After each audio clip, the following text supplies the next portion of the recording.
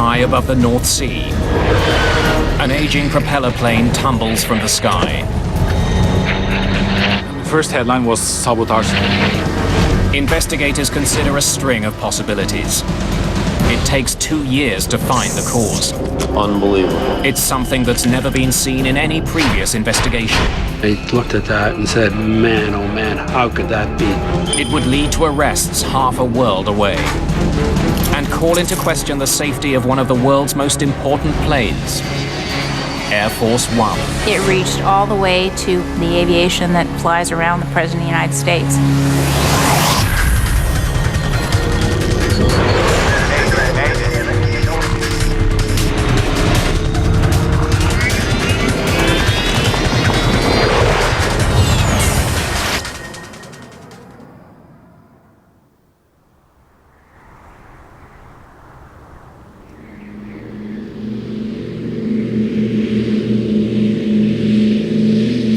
p.m., September the 8th, 1989.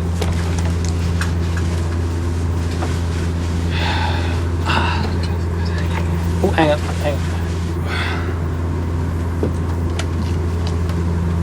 Knut Tvetem and Finn Petter Berg are flying a charter flight from Oslo, Norway, to the German city of Hamburg. Partner 394, radar service terminated. The plane is about 100 kilometers from the Danish coast. 124.55 by partner 394. How was dinner? Delicious. A little pricey, but delicious. The two friends have flown around the world together, including remote areas of Africa. They're highly experienced, and both are only months away from retirement. Copenhagen, good afternoon. Partner 394, Maintaining flight level 220. Partner 394, good afternoon. Radar contact, Copenhagen Control. 394. The plane is flying 22,000 feet above the North Sea. The aircraft they're flying is a twin-prop Convair 340-580. It's a popular plane for short routes like this one. The plane has been chartered by the Norwegian shipping company Wilhelmsen. All 50 passengers are winners of a company lottery, sending them on a free trip to Hamburg to name a new ship. Some had maybe been to naming ceremonies before, but the naming ceremonies are quite exciting. And the atmosphere was very, very, very good at the time of leaving. One of the company's best employees is chosen to give a speech at the christening of the ship in Hamburg. You have to deliver a speech, and it's not so very often that normal person within a company is giving the honor of naming a ship. But I just felt that that was right. As the Convair crosses the North Sea, a Norwegian Air Force F-16 approaches the plane on its way home.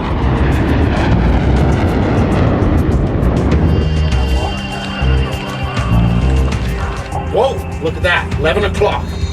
F-16.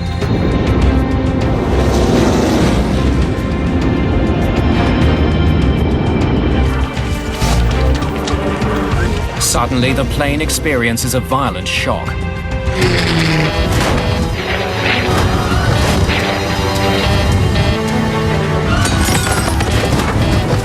The crew is caught by surprise.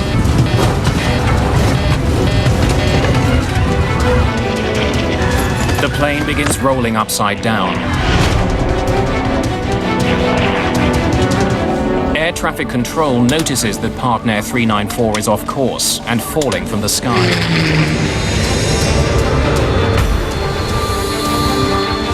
Partner 394, Copenhagen Control, please report new flight level. The crew is struggling to save the plane and the lives of everyone on board. Terrain, report new flight level. Full up. Terrain. Full up. Please report new flight level. Then it disappears.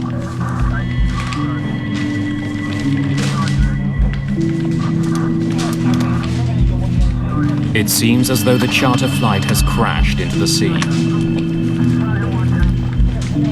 Partner 394 en route to Hamburg is off radar.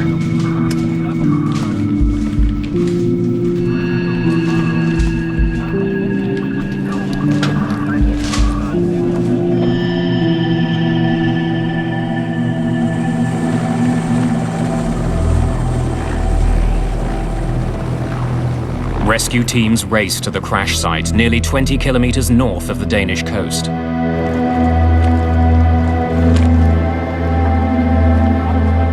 They find only wreckage and bodies. All 55 people who were on the flight are dead. I knew all the people. Some were close friends, some were less close, but I knew them all. And the pressure then felt double. The shipping company is devastated by the news. Half the staff from its head office has been killed.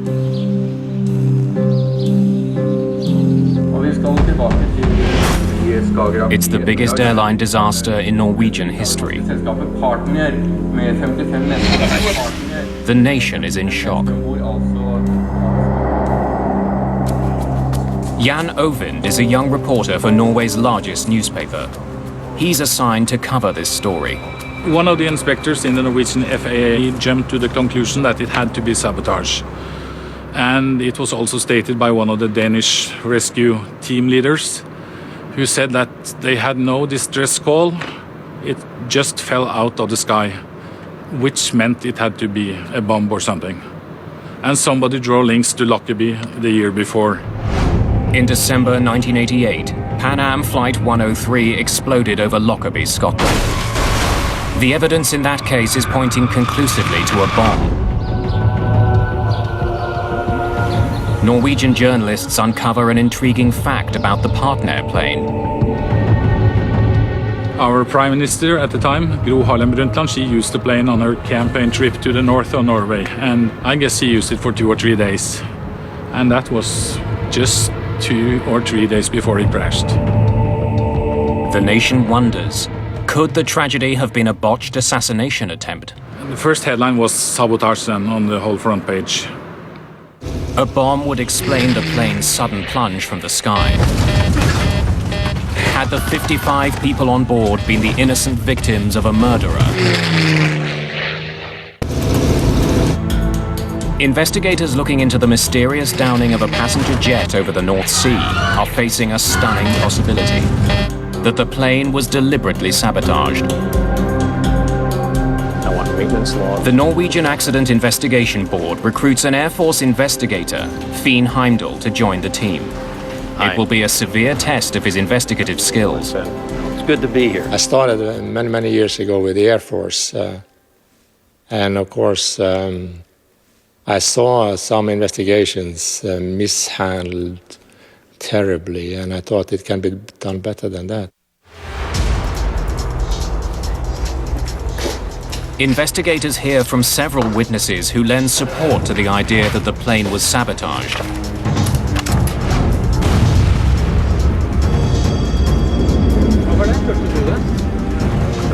A young man claims to have heard a cannon-like sound coming from the crash site off the Danish coast. It may have been the explosion that brought down the partner plane. Searchers scour the surface of the sea for floating debris and for victims of the crash. Eventually, all but 5 bodies are found. They're taken to Denmark for autopsies. A month after the crash, investigators are busy recovering sunken wreckage.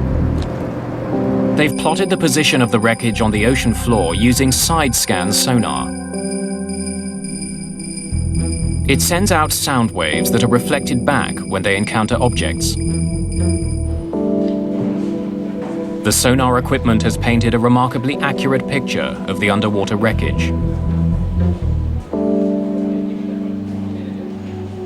It helps investigators see that the plane parts have settled over a 2-kilometer wide area. It's an important piece of evidence. It was evident that the aircraft had come apart in the air. It hadn't hit the sea in one piece, that was for sure. The mid-air breakup suggests a bomb brought down the plane. But it will take weeks to prove this. In the meantime, investigators hope the plane's black boxes will provide more immediate insight into the crash. The plane's voice recorder and eventually its data recorder are recovered from the seabed and sent to labs for analysis. Both boxes were damaged in the crash. Investigators hope the damage to the boxes didn't affect the data. Well, let's see what we got. The voice recorder may have picked up a conversation between the pilots that can explain what happened on board. Avionics, CVR. On. That's required. Auto feather system. Armed to 2 green. The device usually records the final minutes of a flight, but this CVR has done the opposite. Beta lights off. Power. It recorded the start of the flight, but then mysteriously stopped recording just before the plane took off. Well, it had recorded the conversation on the ground, but as soon as the engines were upshifted to normal RPM for takeoff, it ceased operations. So that was a disappointment to us. But the malfunctioning CVR did pick up an intriguing exchange between the two pilots. How's the weather in Hamburg? It's clear skies, good visibility. Hope it stays that way. The CVR does tell investigators that Flight 394 began with an unusual problem. Partner was in financial dire straits, and we found out that just a few hours before the plane took off, the Norwegian aviation authorities sent out a telex to tell all the airports in Norway to don't let a partner plane take off because they owe a lot of money in non-paid charges and fees. They won't release us for takeoff until we pay the catering bill. How much you got on ya? Seriously? Huh?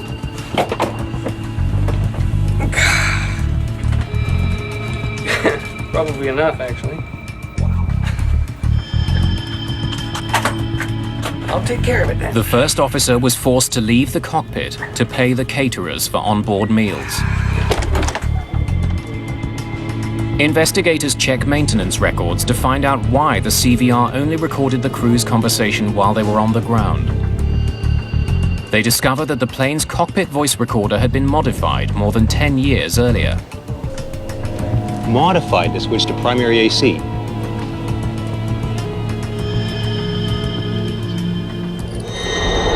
Beta lights up. It was altered so that when the engines were given full power for takeoff, Your power. the CVR would automatically switch from the plane's batteries to its generator. And that modification was not working on this aircraft. Neither pilot realized that as the engines were revved up for takeoff, power to the CVR was actually cut off.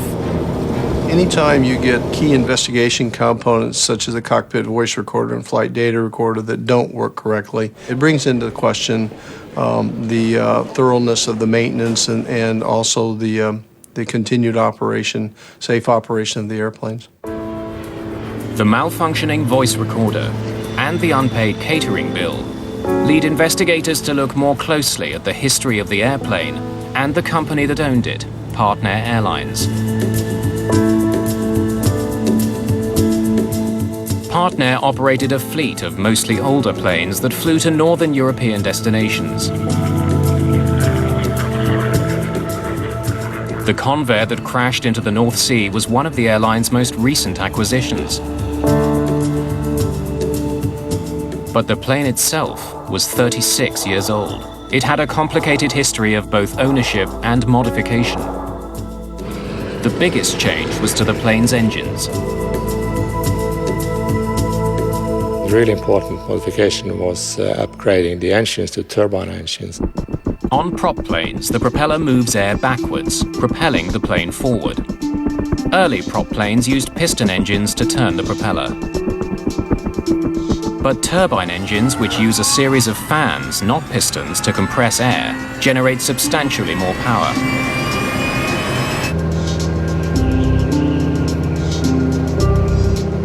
Heimdall learns that in 1960, the plane's original piston engines were removed and powerful new turboprops were bolted to the wings. It's a modification that provides more power, but could pose a risk. When there was a tremendous increase of horsepower installing the turbine engines, I was wondering what that was doing to the structure of the aircraft. Heimdall has been placed in charge of analyzing the plane's engines. He wants to know if the turbine engines could have torn the aging plane apart. I started asking the question, how can an aircraft fly itself to pieces in midair? The plane's flight data recorder should tell investigators about the operation of the engines in the moment before the crash. The recorder from this flight is a primitive analog model. Used a metal foil strip that rotated, and some marking pins actually scratched on the metal surface, on the piece of metal. The antiquated data recorder proves to be another frustration for investigators. It didn't record many of the parameters it was supposed to. But more mysteriously, the needle seems to have recorded certain signals twice. The double line confounds experts who analyze the device. We had no experience with anything like that. We contacted several experts, but none had experience with this before. Yeah, I've never seen that before. The flight data doesn't offer investigators any immediate revelations about the crash.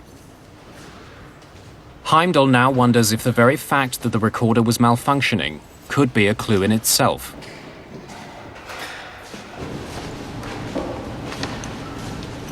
He decides to send the flight data recorder back to the American company that made it for further analysis.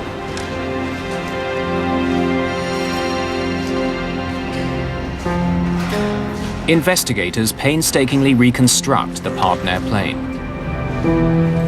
As the fuselage takes shape, the reconstructed plane provides investigators with some stunning evidence. The only thing that would destroy the aircraft at cruising level would be an explosion. So, and some of the parts looked maybe a bit suspicious. Suspicious for what's on them. There were rumors that it was found explosives in the partner plane. There are traces of a powerful military explosive. The amount is small, but the press gets wind of it.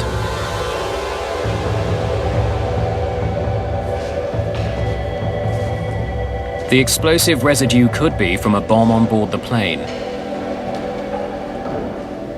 or from another source.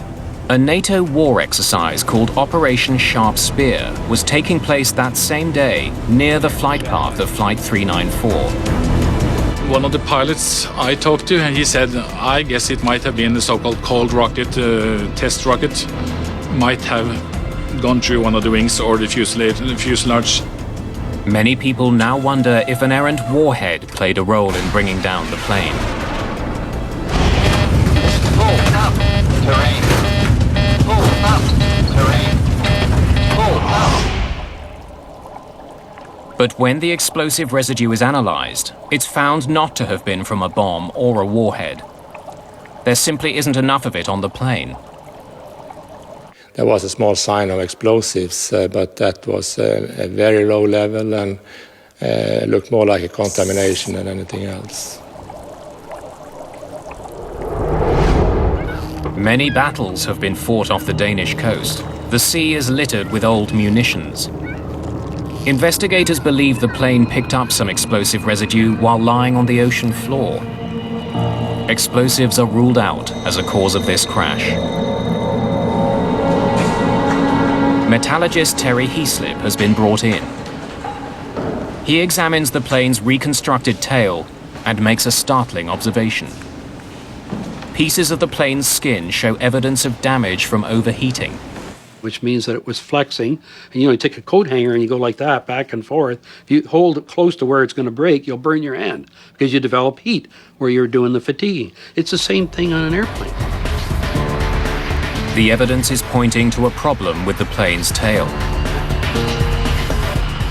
Investigators are keen to look at a massive generator recovered from the rear of the aircraft. The auxiliary power unit is housed inside the Convair's rear fin. It's a backup power generator that's usually only used while the plane is on the ground. Heimdall inspects the device and discovers that some melted plastic parts from the plane's cabin have found their way inside the APU's turbine. It gives him an important new piece of information about what was happening on the plane at the moment it failed. Meaning that the cabin had failed when the APU was still operating. The APU should not have been running while the plane was in the air. The fact that it was means the APU could be behind this crash.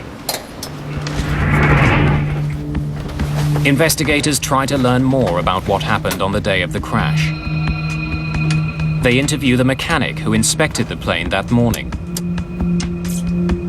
He reports that one of the plane's two main generators wasn't working, and that he wasn't able to repair it. Regulations demand that the plane have two sources of power before it's allowed to take off.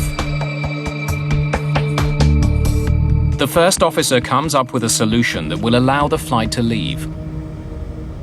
He tells the airline that he will use the auxiliary power unit throughout the flight as a substitute for the malfunctioning main generator. Okay, I want you to write this in the logbook. Released for flight with APU generator operative. We'll use the APU to power the left side AC system. APU is coming on.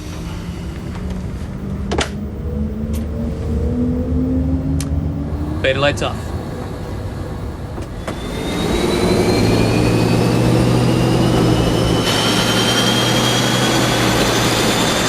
Your power.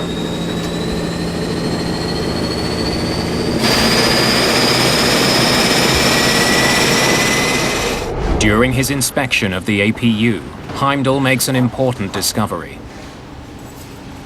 When I saw the part, I saw that it was not an aircraft standard part at all. It was made in a very primitive way by a piece of iron and welding it together in a substandard way. He notices that one of the mounts attaching the APU to the plane is broken. The unit contains a rapidly spinning turbine that generates electricity. If it wasn't properly held in place, it could have caused this crash.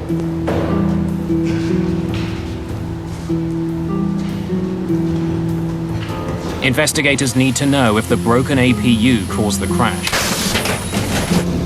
They'll soon discover that it's just a piece of a much more troubling puzzle. Investigators have discovered that Partner Flight 394 was flying with a broken APU mount.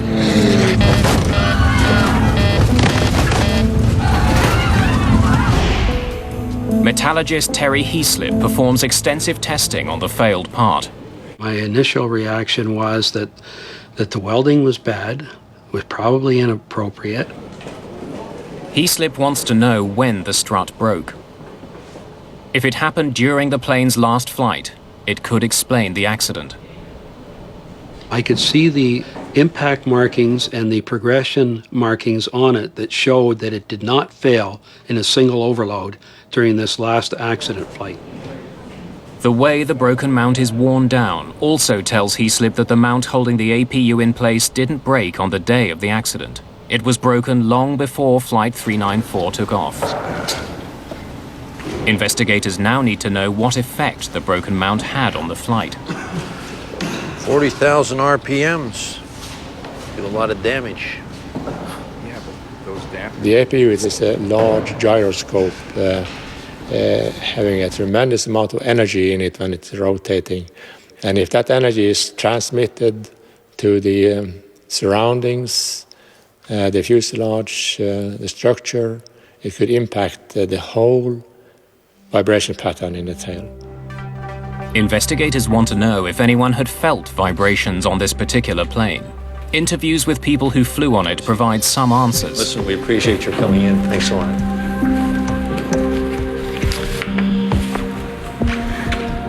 Now, you said you felt some rumbling on the plane, is that right?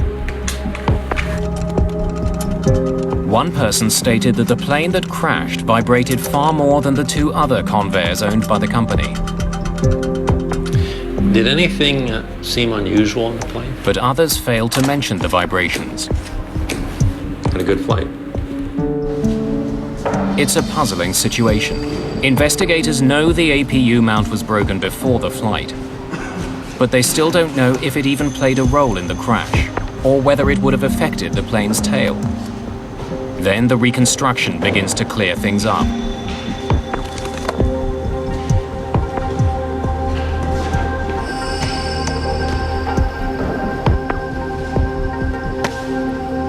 Heimdall discovers that two doors from the plane's tail have not been found.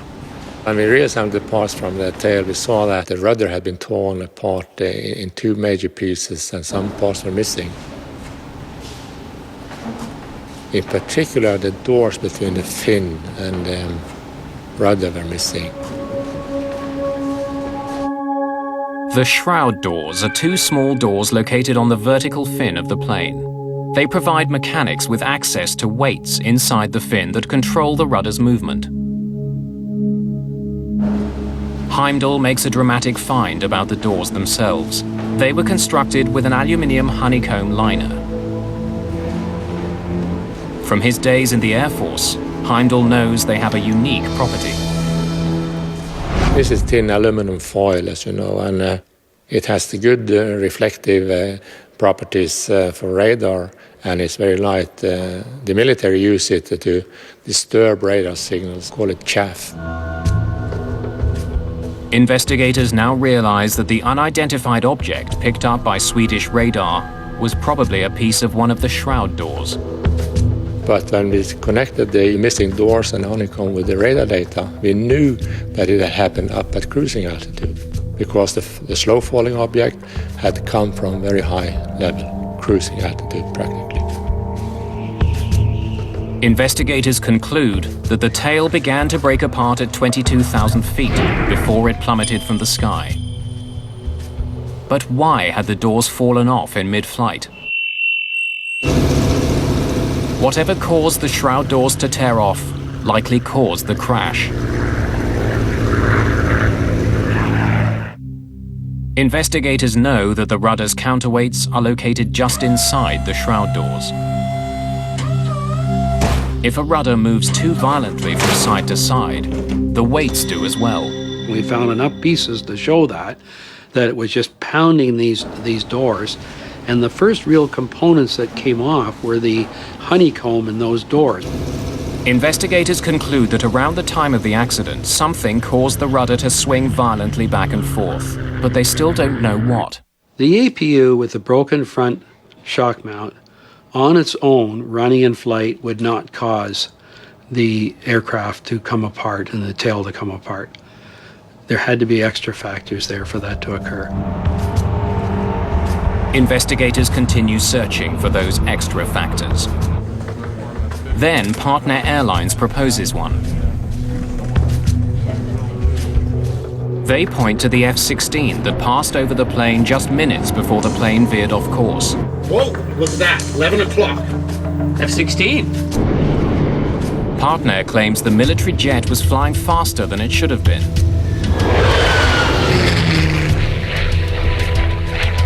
They also believe that it came much closer to the flight than officially reported. Partner, they contacted the Swedish investigator, and he came out with the answer that the F-16 could probably have gone through the sound barrier as it passed just over the partner plane. When a fighter jet or any other plane breaks the sound barrier, you have this pressure wave, and their theory was that this pressure wave just got the plane to disintegrate in the air.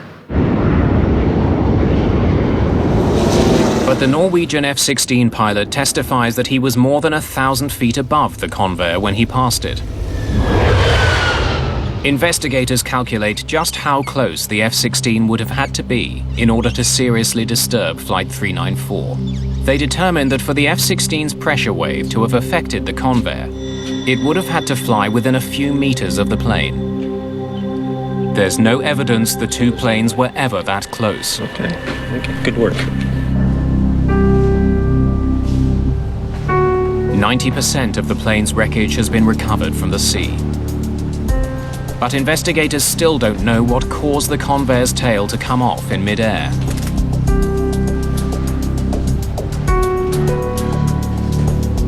During the course of the investigation, Finn Heimdall is given a promotion. But he has no idea how to solve the puzzle that haunts his nation. They asked me to be in charge of the rest of the hardware investigation. I was standing in a heap of wrecked parts and thinking I'll never get to an end of this. Investigators get a break when the faulty flight data recorder is analyzed in the United States.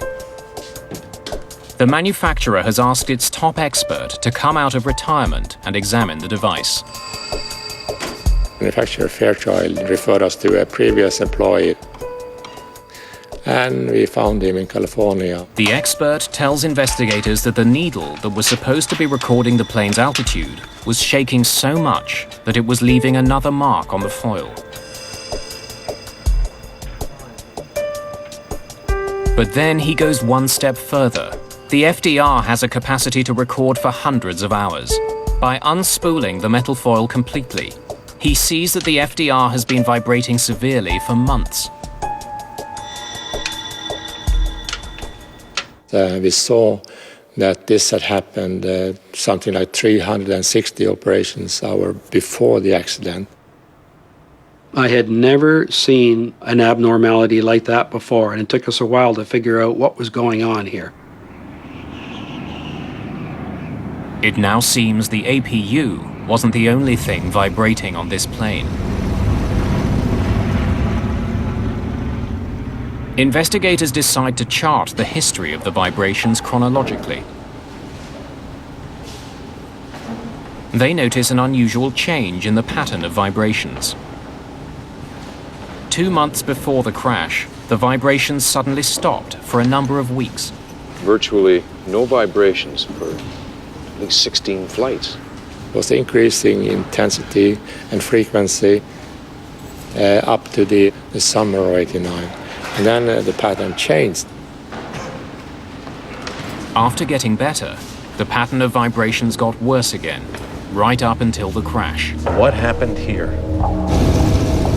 Investigators now need to find out what changed on the plane during the 2-week period when the vibrations stopped. Why was it out of service? Where was the work done? The airline tells investigators that during that time, the plane was receiving a major overhaul in Western Canada. Thank you. We'll be in touch.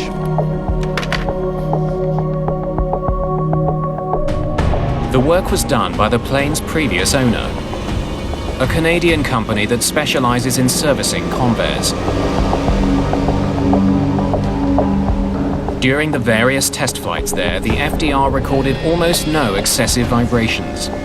This healthy pattern continued on several passenger flights once the overhaul was done and the plane returned to Norway. Investigators review the maintenance records. Heimdall finds that during the overhaul, mechanics found signs of wear on one of the 4 bolts that connect the vertical fin to the plane's tail. These 4 bolts are the only things holding the tail to the fuselage.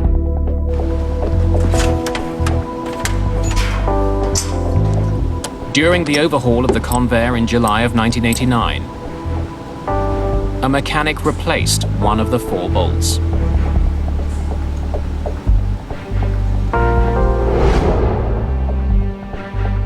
The information from the flight data recorder reveals that the vibrations in the tail stopped right after that 1 bolt was replaced. You see that? And as they go across. Incredibly, investigators are able to recover all 4 of the bolts which were holding the tail in place.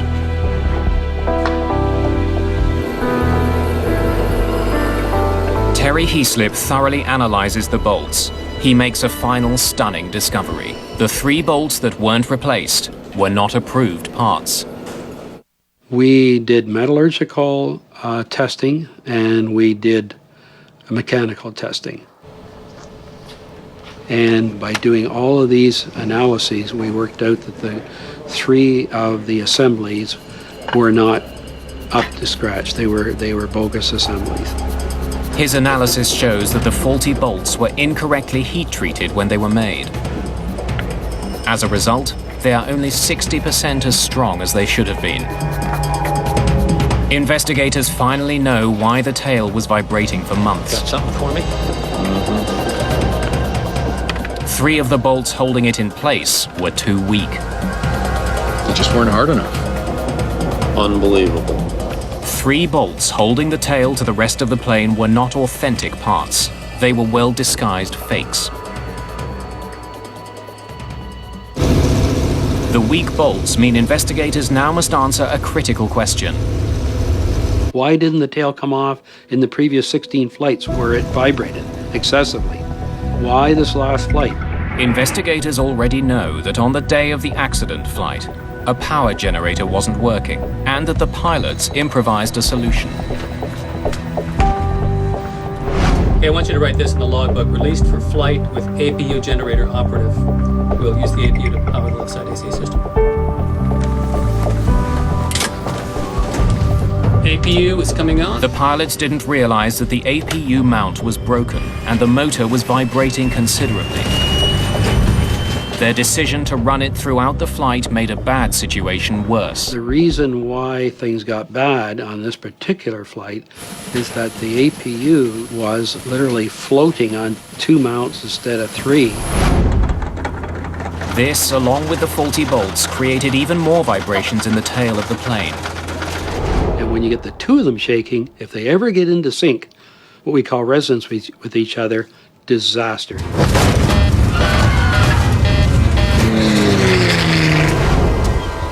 The investigators conclude that the vibrations in the tail and the vibrations from the APU could have combined into a lethal force. Now, this is what we got from the guys at MIT. Technically, the vibrations could have torn the plane apart. If the 2 loose items start to vibrate in the same frequency, now you're going to get, or a multiple of that frequency, you get what's called coupled harmonics. And the one vibration is feeding the other one. They're feeding each other and making each other worse and worse. The most famous example of coupled harmonics occurred on the Tacoma Narrows Bridge in Washington State in 1940.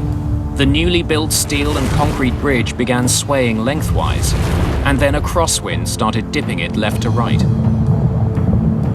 The 2 vibrations moving in different directions combined to create a violent twisting motion that tore the bridge apart. Investigators calculate that the same effect tore apart Flight 394. And we said, my gosh, that's exactly the phenomenon we have here. This lethal combination of vibrations caused the tail to sway back and forth so violently that the rudder jammed to the left. This forced the plane into a left turn so abrupt that it increased airflow over the right wing, creating greater lift and causing the aircraft to roll. The plane recovered briefly, but the rudder jams to the left again and the shroud doors explode. It rolls a second time. The tail begins to disintegrate. After that, the crew didn't have a hope. Investigators conclude that it was the 3 bogus bolts that initiated the partner crash. And I looked at that and said, man, oh man, how could that be in a crucial component, a crucial fitting like that in the tail? I couldn't believe it. The report on Partner Flight 394 sends shockwaves throughout the aviation industry. It's the first time that a fatal plane crash has been linked to unapproved spare parts. It raises a frightening question. How many of the parts being put into planes around the world are bogus? the part-in-air crash. That was the seminal event that started people actually having to recognize the unapproved parts problem and the fact that the worldwide inventories of aircraft parts, in fact, were contaminated. There are 6 million moving parts on a 747 alone. The spare parts business is a $45 billion industry.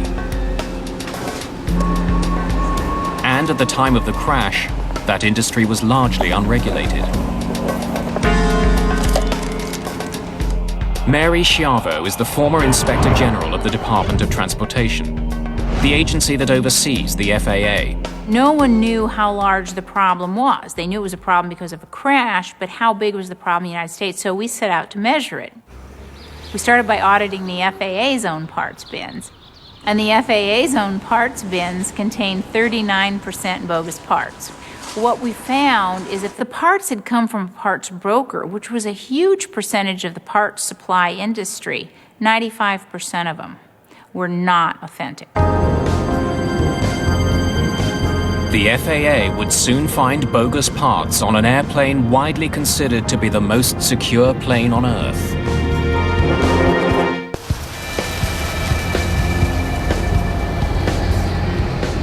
There are 5,000 parts brokers in the United States, many of them in the Miami area. Parts brokers had no regulation whatsoever. You had a telephone and a fax. You were a parts broker. Overnight, you could be in the parts brokerage business, and you could get them anywhere you chose. You could get them from junkyards, you could get them from scrap facilities, you could get them from old planes, you could get them from crashes, you could get them from people who are willing to manufacture and don't care about the law. Spare parts for airplanes are expensive. A single bolt, like the one holding on the partner flight's vertical fin, can cost up to $250. A bogus one can cost as little as $30. Which makes it a bargain. And when you have situations like you have today, and airlines are bottom line driven, and you've got 8 or 10 major airlines in the United States, for example, that are on the verge of bankruptcy, they're looking to cut costs. The FAA launches a major investigation into illegal parts and uses sting operations to uncover unscrupulous dealers.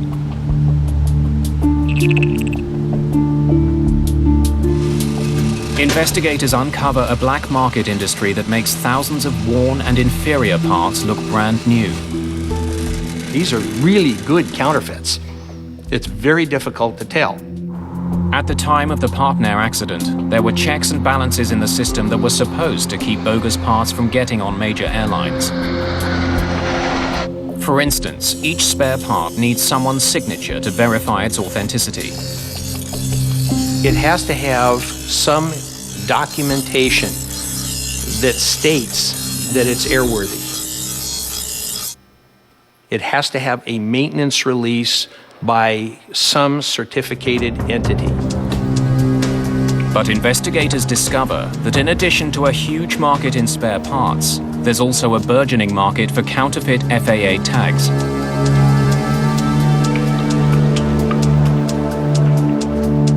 We'd execute search warrants and find that people had printed stacks of fake yellow tags, and in many cases they'd sign with the name of an actual inspector, but they'd just forge the signature. The tag in this business is worth more than the part. At first, investigators believe the problem is mostly with smaller airlines. Smaller operators and repair stations are usually the people who are most vulnerable to this aftermarket broker parts problem. They're shocked when they discover that bogus parts have been found on what is supposed to be the most tightly controlled plane in the world, Air Force One. It reached all the way to what many people consider literally the highest levels of aviation, the aviation that flies around the President of the United States. Supposedly in an airtight supply chain, we had bogus parts cases that touched those aircraft.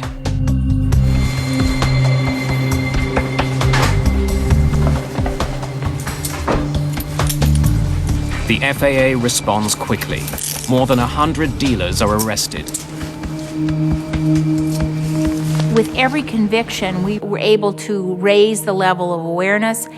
not only of the problem, but of the severe consequences if you want to risk somebody's life. And I actually think that the most important thing that we did was get criminal convictions.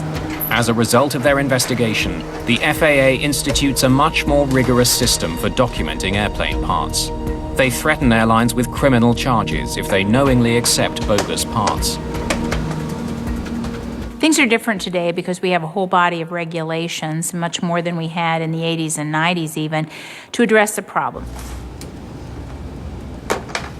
You have to get the mechanic who's actually got the wrench in his hand to a point of sophistication where he's knowledgeable enough to smell a bad part, to smell a bad piece of paper. And it is possible to do. The new regulations achieved their goal. In the 2 decades following the crash of Partner 394, there wasn't a single fatal accident attributed to bogus parts.